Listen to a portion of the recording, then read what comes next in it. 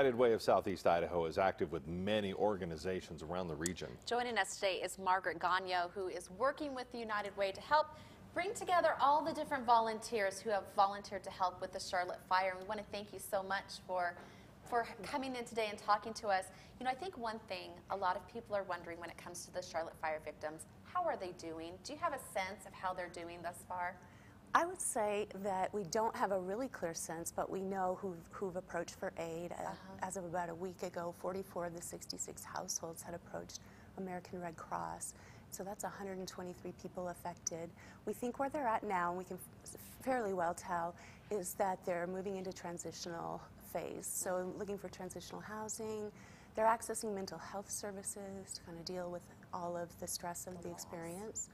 And they're also just sort of, we're expecting the evolution to be within the next several months, that they'll be accessing more rental assistance. Only a few have so far. Okay. Yeah. So as the United Way of Southeast Idaho, what has your role been and what have you guys been doing since the Charlotte fire broke out?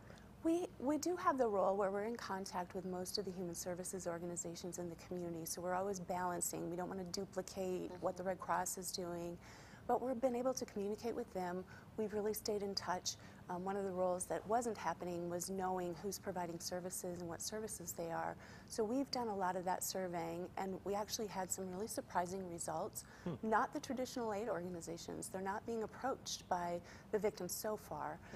DEI, Deseret Industries, 34 families have worked with them and receiving mostly clothing, those sorts of things for households. But of the other main, aid agencies, there are 4. There have only been 5 households contacting them. Very different from what we expected. A lot of people are wondering, what can we do? And when it comes to a situation like this, a lot of times people don't know what to do. Yeah. What services are out there, or what organizations can help kind of bring people together so they know what to do? I know on the, I think it's the 11th of August, there will be another volunteer effort. Apologies if I have the date wrong, please go to our website. And so that's an opportunity for people to get involved, their families, smaller groups.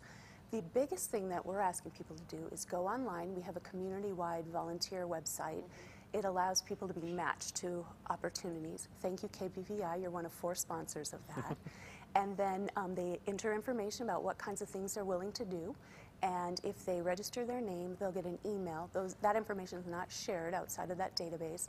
But every time something new comes up, they'll get an email alert, and they can say yes or no to the volunteer. Nice.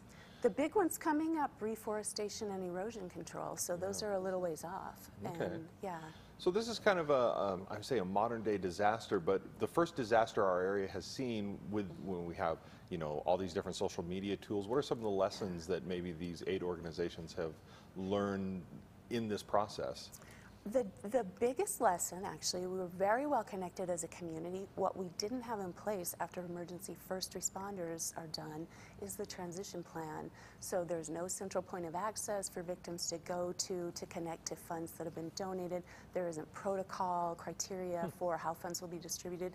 Sort of shocking given how sophisticated our basic needs services are. So the biggest learning is collaborating. Really quickly, if someone wants to go to your website, what is it? It is unitedwaysei.org. Okay, very good. Great. Thank you so much for coming in and talking about your important work. Thank you.